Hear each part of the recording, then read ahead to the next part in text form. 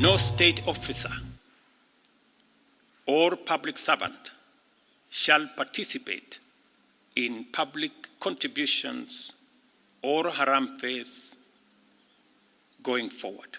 Mimi mwenyewe nitatoa milioni 20 kwanza.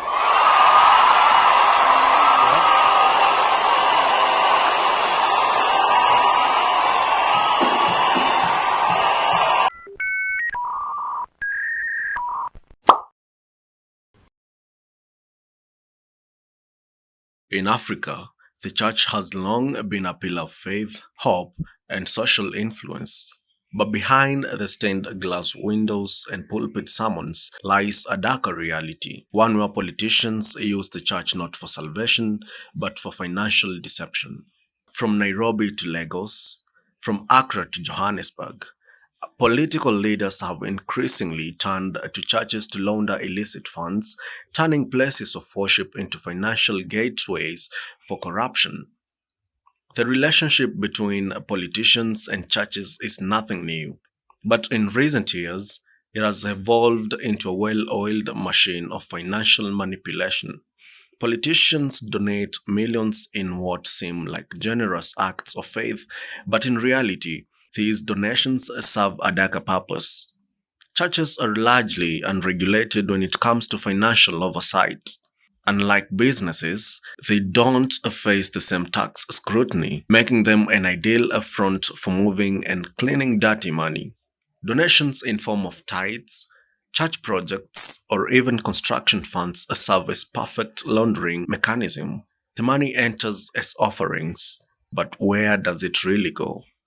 In Kenya, some mega churches have become campaign hubs for politicians seeking power. Donations flow in, often exceeding what a single politician could earn legally. We discovered that ahead of elections, certain churches receive massive cash donations. In return, they endorse candidates and even mobilize voters. In Nigeria, the prosperity gospel movement has created a system where political figures use churches to stash illicit funds. Some church leaders even own private jets and mansions, all in the name of blessings from donors. Churches provide a perfect cover for laundering money because of their tax exemptions, lack of government oversight, and the deeply emotional connection people have with religion. This is a challenge to the church, the Kenyan church, to say, please do not clean dirty money.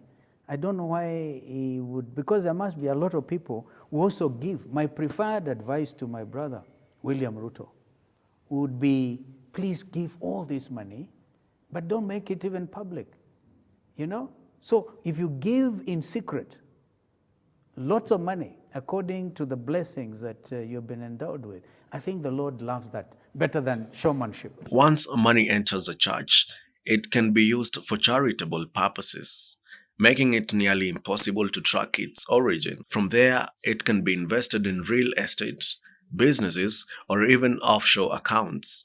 While politicians and church leaders enrich themselves, ordinary citizens suffer.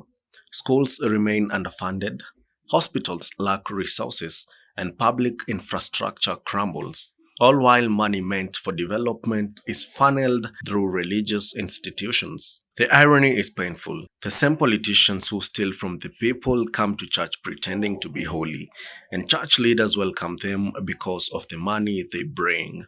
We want to urge you that as religious leaders and institutions, you must refuse to accept contributions that are of questionable origin. You have it within your power to create systems that can interrogate and ascertain the origin of donations and contributions, and if you need help, we are here. We can help. We are willing to work with you. And this is a very important point, because you as religious leaders, if you accept, then what moral grounds do we have to tell them not to amass this ill-gotten wealth? So I urge, with a lot of humility and respect, that this issue is taken up. Across Africa, activists and reformists are demanding tighter financial regulations for religious institutions. Some countries are considering laws that require churches to disclose their financial records, but resistance remains strong. The church is a sacred institution. We are not banks or businesses. Government interference is an attack on faith. But as pressure mounts, the question remains: will governments have the courage to regulate churches, or will the cycle of corruption continue? Faith should be a force for good, not a tool for corruption. If Africa is to move forward, the people must demand accountability, not just from their leaders, but also from their religious institutions. If churches truly stand for morality, they must reject dirty money. Otherwise, they risk losing their credibility and becoming just another cog in the corruption machine. The choice is ours: to cleanse the church or allow it to remain a sanctuary for corruption. Visualizing the process of money laundering within church developments can be effectively achieved through a diagram illustrating the typical stages: placement stage, layering, and integration stage. Here's a descriptive outline for such a diagram. The placement stage involves introducing illicit funds into the financial system under the guise of legitimate church contributions. In the layering stage, it aims to obscure the origin of the funds by creating complex layers of financial transactions, making tracing difficult. In the integration stage, the laundered funds re-enter the economy as seemingly legitimate money through church projects and activities. For visual reference, the United Nations Office on Drugs and Crime provides a detailed diagram of the money laundering process, which can be adapted to illustrate how churches might be exploited in such schemes. By customizing this general money laundering framework to reflect church-related scenarios, one can effectively demonstrate how illicit funds are camouflaged within religious institution developments. Kanisa ni la Mungu, si la wanadamu. Na kazi ya kanisa ni kusema ukweli jinsi ulivyo. Na ukweli wakati mwingine huchoma.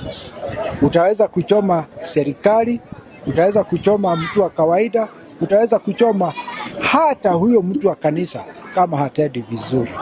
Na kwa hivyo kazi yetu sisi ni kusema ukweli, ukubaliwe au ukataliwe. Lakini tunasema kwa the Bible says we speak the truth in love.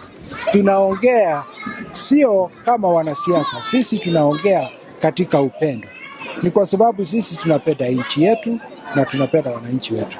Kwa hivyo wanasiasa, maneno ya kuzunguka huku na huku, huku na huku, mnataka kuchoma nchi.